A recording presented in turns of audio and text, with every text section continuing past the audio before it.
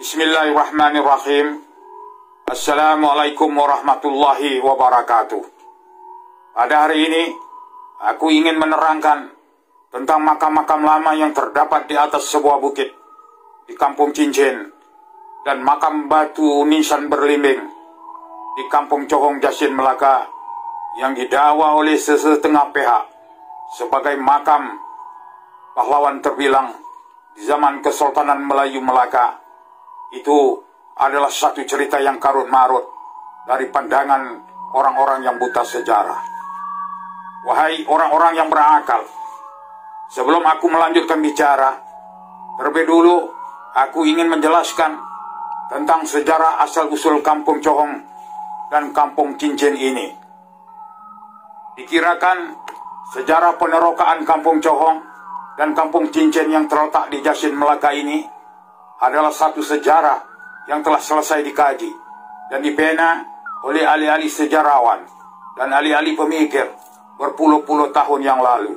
Mungkin ramai yang terlepas pandang dan jahil dengan pembacaan sejarah tempatan yang bisa dirujuk.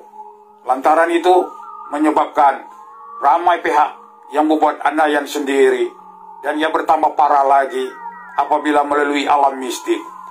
Aku sebagai anak jati Melaka merasa amat kecewa oleh karena orang-orang luar membuat cerita yang bertentangan dengan fakta sejarah. Apa-apapun, aku terpanggil untuk berkongsi maklumat melalui beberapa makalah yang bisa kita telusuri agar ia menjadi bahan sejarah yang munasabah di akal, sekaligus menjadi sumber inspirasi bagi merealisasikan ilmiah di masa lalu, kini, dan akan datang. Aku ingin kabarkan kepada kalian tentang Kampung Johong sebelum bernama Johong. Kampung ini yang terletak di sebelah kiri tebing Sungai Kesang jika mudik ke hulu di dalam perintah Melaka. Dahulunya ia dikenal sebagai Kampung Lidah Tanah yang diterokai oleh orang-orang Minangkabau Pagaruyung yang bertanggung jawab menemai tempat ini. Lebih kurang dalam tahun 1700 Masehi. Kalau dikira dari muara Sungai Kesang hingga ke kampung ini panjangnya lebih kurang 18 km setelah melewati Kampung Sungai Rambai, Kesang Tasik, Teluk Rimba, Pengkalan Besar, Tangka, Cincin, dan seterusnya Kampung Lidah Tanah yang sekarang dikenali sebagai Kampung Johong. Nama Johong itu adalah berasal sempena nama sebuah kapal Cina bernama Juhong dari Melaka, juga dikenal sebagai kapal ulu, memudiki Sungai Kesang untuk membeli hasil-hasil tani dan hasil-hasil hutan seperti pinang kotai, gambir, damar, rotan, dan lain-lain di sekitar pertengahan abad yang ke-18. Umum telah mengetahuinya bahwa Sungai Kesang itu merupakan laluan penting di ketika itu karena sungainya yang dalam sepanjang 32,35 km dari muaranya dan hulunya di Gunung Ledang. Makanya ia amat sesuai untuk perahu-perahu besar dan kecil hilir mudik untuk melakukan aktivitas pertukaran barang bata trade di pengkalan-pengkalan yang banyak terdapat di sepanjang sungai ini, baik di sebelah Melaka maupun di sebelah Johor. Penerokaan Kampung Johong oleh orang-orang Minangkabau Pagaruyung. Dalam tahun 1700 Masehi, seramai 40 keluarga orang-orang Minangkabau Pagaruyung yang berkhidmat di bawah pemerintahan Sultan Mahmud Shah II, marhum mangkat di Julang, Sultan Johor yang ke-10, dalam tahun 1685 hingga tahun 1699 di Johor Lama, Kota Tinggi, telah melarikan diri dari Johor setelah berlaku konflik gara-gara terbunuhnya Sultan Mahmud Shah II marhum mangkat di Julang. Penghijrahan orang-orang Minangkabau ini ada kaitannya dengan peristiwa kemangkatan Sultan Mahmud Shah marhum mangkat di Julang yang dibunuh oleh Megad Sri Rama. Peristiwa ini berlaku pada tahun Masehi 1699 bersamaan tahun Hijrah 1111. Almarhum Sultan Mahmud Shah II ini tidak mempunyai zuriat atau adik-beradik daripada perut bondanya, ananda kepada Laksmana Tun Abdul Jamil yang dapat menggantikannya bagi mewarisi tahta kerajaan Johor, walaupun baginda telah beristri dengan Tun Ciayu binti Temenggung Abdul Jamal, tetapi tidak ditidori karena Tun Ciayu masih lagi budak, yaitu sekitar 9 tahun. Akhirnya di penghujung kisah ini nanti, Tun Ciayu telah berkawin dengan Opu Daeng Marewa ibni Opu Daeng Relaka pada tahun 1722 dan melahirkan 3 orang anak, yaitu yang pertama Kelana Ceuno bersuamikan Raja Lumu, yaitu Sultan Salahuddin, Sultan Selangor yang pertama. Yang kedua Raja Patima, gelarnya Serikani Riau, bersuamikan Daeng Kemboja ibni Opu Daeng Prani. Dan yang ketiga laki-laki bernama Raja Said. Dalam hal ini maka Bendahara Tun Abdul Jalil, ananda kepada Bendahara Sri Maharaja Tun Habab, ditabalkan menjadi raja dengan gelaran Sultan Abdul Jalil Shah yang keempat. Dalam masa orang-orang besar Johor sedang sibuk menabalkan bendahara menjadi Sultan Johor yang ke-11, Sultan Mahmud Shah II, marhum Mangkat di Julang, dikatakan mempunyai seorang gundik yang sedang syarat mengandung, bernama Cepung binti Panglima Hitam. Panglima Hitam ini ialah seorang panglima semasa pemerintahan Sultan Ibrahim Shah, Sultan Johor yang ke-9, bergelar marhum bungsu dalam tahun 1677 hingga tahun 1685 di Riau. Di sini aku ingin terangkan tentang peristiwa Cepung dilarikan. Panglima Hitam telah mengerahkan beberapa orang Minangkabau yang diketuai oleh seorang panglima handalan bernama Panglima Landas atau Tuk Pawang Landas untuk melarikan anak-anaknya Cepung ke Muar. Di Muar, masa itu di bawah penguasaan Datuk Temenggung Muar. Semasa melahirkan seorang bayi laki-laki, Cepung ini enggan menatap wajah kelahirannya itu, dan ia terus diambil oleh Nahoda Malim dibawa ke Jambi dan seterusnya ke Pagaruyung untuk dibelah oleh ibu susuan bernama Putri Janilan.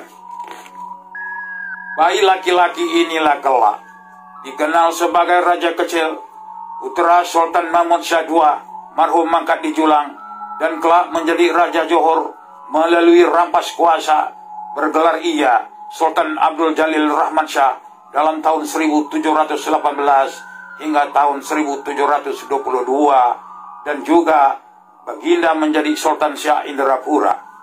Raja Kecil telah berkahwin dengan Tengku Kamaria binti Sultan Abdul Jalil yang keempat. Sultan Abdul Jalil yang keempat telah mangkat di Kuala Pahang, dibunuh oleh Nahoda Sekam di atas arahan Raja Kecil, merupakan menantunya sendiri. Beberapa bulan selepas kemangkatan Sultan Mahmud Shah II itu, dalam tahun 1700, oleh karena takut dan tidak balas dari pembesar-pembesar Sultan Abdul Jalil yang keempat di atas peristiwa melarikan Cepung ini, maka Panglima Landas atau Tuk Pawang Landas bersama Cepung dan 40 keluarga Minangkabau yang lain telah melarikan diri menggunakan 5 buah perahu layar besar menyusuri Selat Melaka dan seterusnya memudiki Sungai Kesang untuk bersembunyi, sekaligus membuka penempatan di satu tempat dinamakan Lidah Tanah dan sekarang ini dikenal sebagai Kampung Johong. Selang beberapa ketika, maka datanglah lagi orang-orang Minangkabau dari Pagaruyung, merupakan gelombang yang kedua, ke Johong dan bergabung dengan orang-orang Panglima Landas atau Tuk Pawang Landas. Orang-orang Minangkabau ini melakukan aktivitas mendulang emas di kaki Gunung Ledang. Walau bagaimanapun, di sanubari orang-orang Minangkabau ini tetap taat setia kepada Kesultanan Johor, yang mana mereka tetap berpegang teguh pada sumpah bertali ke Siak, bertuan ke Johor. Sekelumit tentang sejarah Panglima Landas atau Tuk Pawang Landas, makamnya yang terdapat di Kampung Nyalas. Panglima Landas atau Tuk Pawang Landas merupakan berketurunan Minangkabau, berasal dari Pagaruyung, dan berkhidmat terus di bawah Kesultanan Johor Lama di Kota Tinggi di zaman Sultan Mahmud Shah marhum mangkat di Julang. Dikatakan Panglima Landas ini mempunyai ilmu kebatinan yang tinggi. Beliau kebal, tidak mapan oleh senjata. Apabila hendak membelah Pinang, beliau akan menggunakan pahanya sendiri sebagai pelandas. Panglima Landas atau Tuk Pawang Landas bertanggung jawab dalam operasi senyap, melarikan Cepung, Gundi Sultan Mahmud Shah II yang sedang hamil, kerana bimbang akan dibunuh oleh pihak pembesar Sultan Abdul Jalil Shah yang keempat yang sedang bertahta, kerana baginda sentiasa dibayangi kedudukannya akan tergugat dalam kejadian menuntut bela di satu hari kelak. Dalam penerokaannya di Kampung Cohong Melaka ini, di sini aku terangkan tentang susur galur Panglima Landas ini melahirkan Pawang Kelok. Pawang Kelok melahirkan Tok Mahbub. Tok Mahbub melahirkan Long Jenon. Long Jenon melahirkan Man Amin. Man Amin melahirkan Hawa. Hawa melahirkan Mahani. Mahani melahirkan Jalil. Dan akhirnya Jalil ini melahirkan Zainuddin. Maka Encik Zainuddin inilah merupakan generasi yang ke-9 dari Panglima Landas atau Tuk Pawang Landas sekarang menetap di Kampung Cincin Melaka. Zainuddin inilah yang berusaha mendirikan balai adat diberi nama Telapak Balai Melintang di Kampung Pulau Sebang Melaka. Di dalamnya menempatkan artifak-artifak dan manuskrip-manuskrip yang berkaitan dengan leluhur Minangkabau Pagaruyung. Balai adat ini menyerupai balai adat yang masih ada di Pagaruyung di bawah kuasa Dr. Farid sebagai yang di Pertuan Raja Alam Minangkabau Pagaruyung Sumatera. Dilanjutkan lagi, sela-sela ini cicit Panglima Landas atau Tuk Pawang Landas bernama Man Amin melahirkan Alang, dan dari Alang inilah melahirkan Asemah binti Alang, dan akhirnya berkahwin dengan almarhum Tun Gapar Baba, bekas timbalan Perdana Menteri Malaysia. Tidak heranlah mayoritas penduduk di Kampung Cohong dan Kampung Cincin adalah berketurunan Minangkabau dari Pagaruyung. Seterusnya bersemenda dengan keturunan Minangkabau dari Jurai Datuk Dol Said di Nanning, Melaka, termasuklah almarhum Tan Sri Aziz bin Tapa di Kampung Rem Jasin. Dari moyangnya Datuk Sinda Malem bernasab terus dengan yang amat mulia orang kaya Sri Rajo Merah nan bergajah tunggal. Maka berpanjanganlah jurai nasabnya dengan keturunan almarhum Datuk Buba di Kampung Nyalas Melaka. Sekarang aku ingin jelaskan makam orang-orang Minangkabau yang bernisan batu belimbing di Kampung Cohong Melaka. Orang-orang Minangkabau yang menetap di Kampung Cohong dan Kampung Cincin hingga kini telah melebihi 300 tahun. Mereka mendiami di desa-desa berhampiran dengan Sungai Kesang, dan hingga kini terdapat peninggalan pengkalan-pengkalan di tepi Sungai Kesang untuk perahu-perahu mereka berlabuh. Kebiasaannya, orang-orang Minangkabau ini membina rumah kediaman secara berkelompok. Satu kelompok mengunjungi 10 atau lebih keluarga, dan dilantik seorang sebagai ketuanya. Hingga kini, jika ditelusuri, kita akan ketemu 5 atau 6 kelompok berpandukan tanah perkuburan yang berasingan tidak setempat masih wujud sekarang. Kajian terus dibuat, maka ditemui satu kawasan lembah, terdapat tinggalan sawah padi yang luas untuk sumber makanan harian mereka. Bertepatan dengan ikrarnya, di mana bertapa, disitulah bersawah gadang, dan disitulah dikuburkan. Maka mereka akan mengebumikan ahli keluarganya yang telah meninggal dunia di tanah kelompok mereka sendiri. Batu nisan yang digunakan di makam orang-orang Minangkabau ini ialah jenis batu laterit, yaitu batu merah atau batu lada, yang senang diperoleh di kawasan-kawasan berbukit di sekitar Kampung Cohong. Batu-batu nisannya agak unik kerana dipahat oleh tangan-tangan yang mahir sebegitu rupa agar ia tampak kelainannya dengan komunitas lain.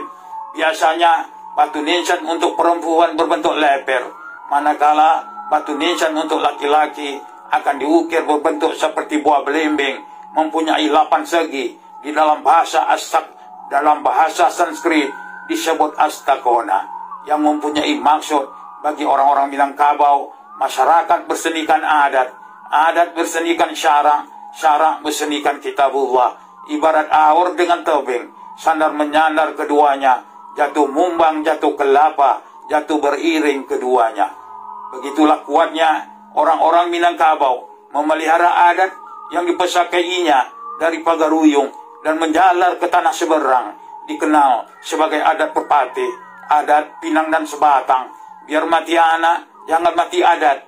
Anak mati, rionya hanya sekampung, manakala adat mati, rionya senegeri. Disinilah dipercayai makam yang cemerlang, Cepung binti Panglima Hitam, makam ayahandanya Panglima Hitam, makam Nahoda Malim, dan kaum-kaum kerabat, orang-orang besar Minangkabau Pagaruyung disemadikan. Semoga ruhnya dicucuri rahmat. Amin. Ya Rabbal Alamin.